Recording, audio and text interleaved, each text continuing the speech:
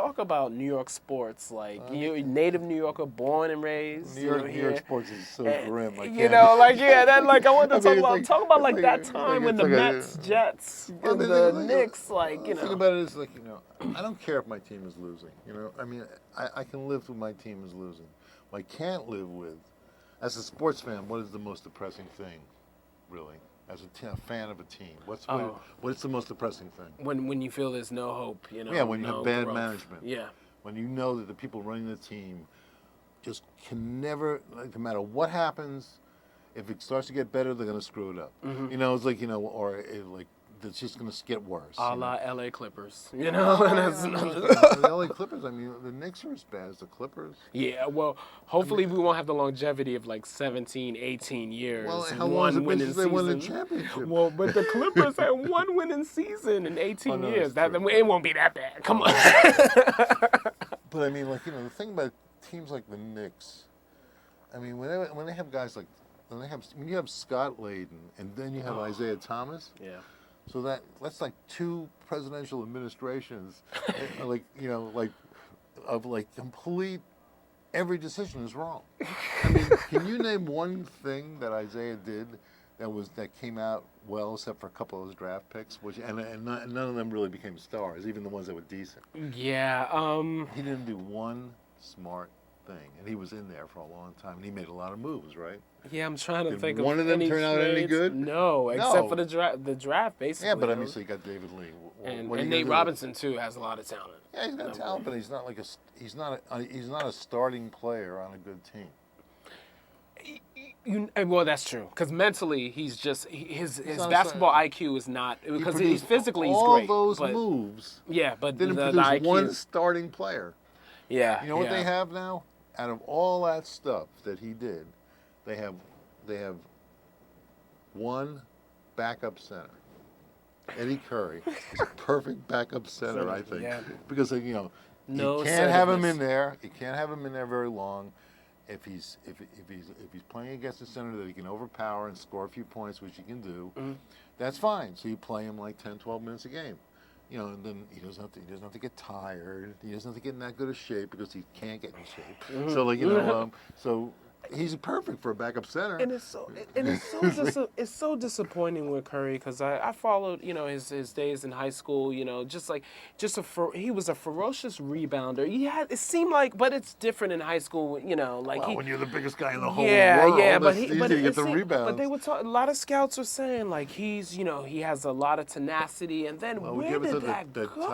Tyson, whatever the other guy's Tyson name. Chandler, he's the one that Yeah. plays with energy. Yeah, and do you ever think that guy would turn out to be better than Eddie Curry? I didn't at first. No, I didn't at first. Nobody did, but that's just the way it is. I knew he was more athletic than Curry, but I thought it would be the other way around. Like, it seemed like he was too. They would say that Tyson Chandler was very, not as aggressive and stuff. And He's got good offensive moves. I mean, he seems like a basketball player, but he you talking about Curry? Yeah, Curry, Curry. But I mean, the thing is that the guy's obviously a very incomplete player, and there's nothing you can do to make it better. Yeah. So he's a backup center. So out of all that stuff that they did, they got one backup center. And then what really, really pissed me off was the 2 years of unprotected lottery picks that we sent. Well, that was a bad move. Oh my God! That means the Bulls had 2 lottery picks. Oh my God! That right there. That right there. Just well, at least I didn't have a heart attack.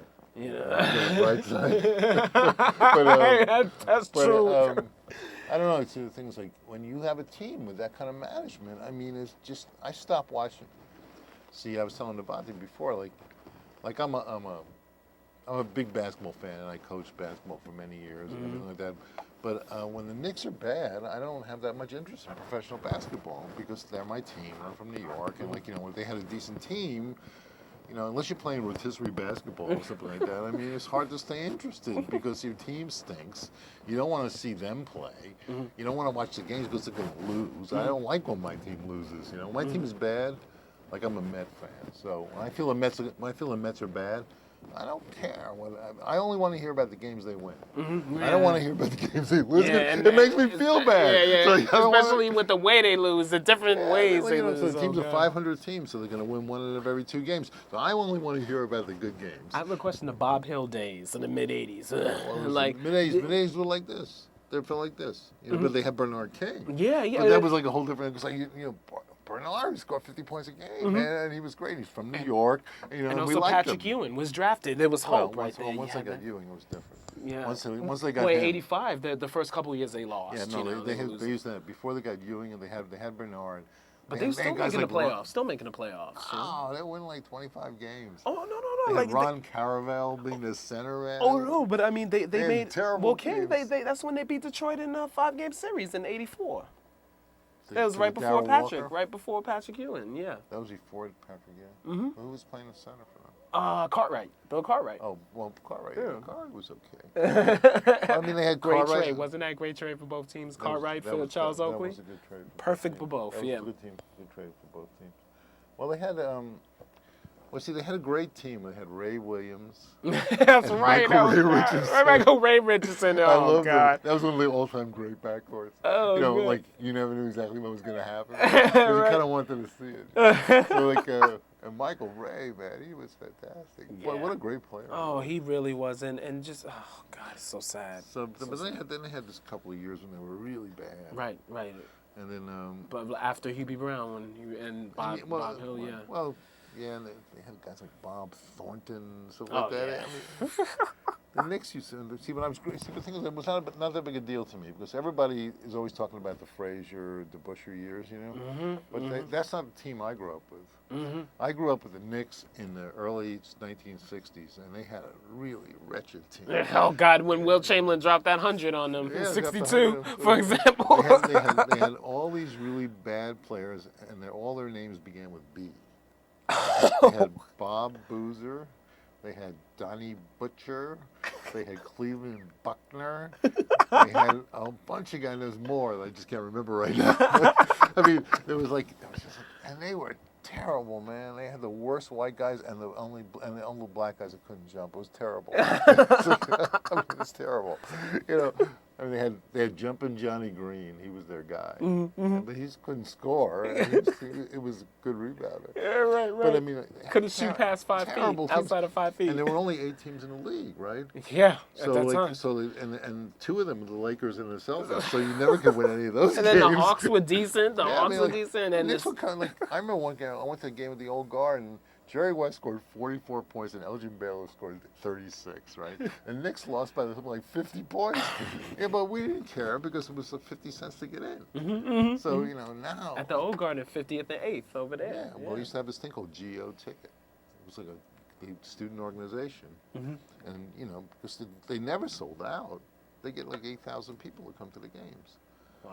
It was fantastic, man. And you could move up and you could sit real close and everything. So what do we care if they lost? We expected them to lose. So then, and what really was bad for the Knicks was when they got Frazier and those good players and they won those years. So now everybody has this idea that the Knicks were always good. You know, they had those great players. But it was just those two years. championships. 3-4 years in there. They had a couple of good. They had these good players, and you know, and then it was all this kind of because anything ever happens in New York. I hate the Yankees, but I got to really give this to them.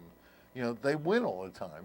They won all those, so they won all those games, and they won all those years. So therefore, it wasn't one of these kind of things where like the Knicks are just a myth. I mean, they had a couple of great good point. They had a couple of good seasons, and then there's all this things about the Knicks and New York Knickerbocker basketball. The Knicks have been bad like, for 90% of the time, you know. And you know what? I think the people kind of misconstrue it. They kind of mix it up with street basketball in New York is like legendary, but professional basketball in New York they kind of mix the two. Like Well, you know, it doesn't really act that well. it's not like